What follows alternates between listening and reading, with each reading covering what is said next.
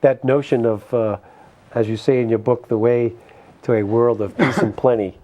This is a major theme in your text and in your writings, that somehow creating economic viability for everyone minimizes the reason for people to go to war.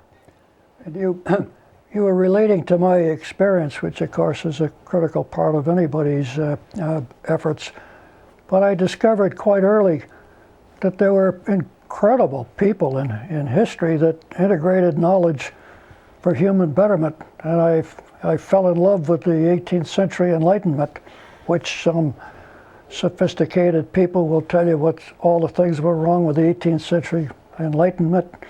And I would answer, I'm not sure they studied the right parts. But after Marx, John Stuart Mill, we had coincidences of history. 1776, Adam Smith comes out with his book, Wealth of Nations, that says the scarcity of material resources is over. We just get this new system going, and that problem's behind us. And at the same time, the Declaration of Independence, and all of these Europeans looked to America for good reason and said, wow, we're going to combine political freedom and economic freedom, and they're going to... It was the perfect political storm, wasn't it? Perfect, the political storm, as Drucker, another great integrator in post-capitalist society, said it was Paine said it's a new beginning of history. So that, he called it a transformative moment, and I think it was. I think hopefully we're close to another transformative moment when what we had in the United States will be multiplied around the world. But Marx came along and finished this, but he was a very kind of a sloppy person. He had brilliance, but he was a great admirer of Darwin and thought he was the economic equivalent of Darwin. But of course, Marxism totally contradicted that. Instead of bottom up and building on the people, it was top down and demotivating the people. There's a lot of this economic Darwinism occurring today, yes? But it was John Stuart Mill, same year, 1848, of the Communist Manifesto, that put out his principles. And he figured out how to integrate all these visions, which he agreed with private property, competition, and skilled management. So he really wrote the Democratic Capitalist Manifesto. If I could try to read it quickly, this is Mill's words. The other mode in which cooperation tends still more efficaciously to increase the productiveness of labor consists in the vast stimulus given to productive energies by placing laborers as a mess in relation to their work, which would make it their principle and their interest at present is neither to do the utmost instead of the least possible in exchange for their remuneration. It is scarcely possible to rate too highly this material benefit, which yet is nothing compared to the moral revolution in society that would accompany it. A new sense of security and independence in the laboring class, and a conversion of each human being's daily occupation into a school of the social sympathies and the practical intelligence. Mill is now laid out, eliminate material scarcity, raise the spirits, and do it in a moral system. So, among other things I'm having fun with and working on this book and this material is the radical idea that the right economic system is and should be a source of moral benefit in society. And I can give you two quick examples. Sure.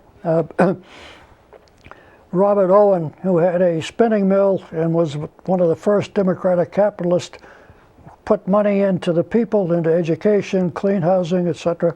And the statistics on the crime rate in that area outside of Glasgow are absolutely dramatic. More recently, Professor Putnam of Harvard studied a concentration of cooperatives in northern Italy and could make a perfect correlation to the concentration of companies that worked on trust and cooperation to the crime statistics in the area, including the cost of protection. So I think those are fascinating.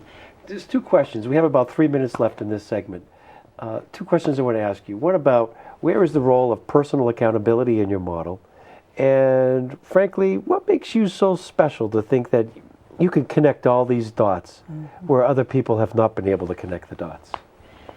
Well, I think as far as connecting the dots, I'll let other people decide how well I did it. But I had, if you get back to Lord Bacon and his truth-seeking process, he said it's got to be dynamic, collaborative, and cumulative, and I'll explain that later. But I think I had the great benefit of 20 years of full-time study, and as he emphasizes, it isn't brilliance, it's grunt work. You don't go from one generality to the next without experimental verification, and it's hard, long. It's, as he points out, it's not genius, it's very hard work, and I was, when I got into it, I got quite excited. I got infected with the joy of learning at an elderly age, but everything I worked on was just so exciting, and the people that I met in history were so exciting. If we have time in one of the segments, I want to talk about the Marquis of Condorcet. Do we have time now? Do we have time now? No, we have about 2 minutes left, Ray. Oh, okay. No, I think we have about a minute left, actually. And what I'd like to do is make sure that we set up the next section. So we've just completed talks on hypotheses 1 and 2. And tell us a little bit about hypothesis 3. You only have about 15 seconds. Hypothesis 3 is that it works in both authoritarian and democratic environments. Okay. In Singapore, with Lee Kuan Yew's book From Third World to First is the best example of that.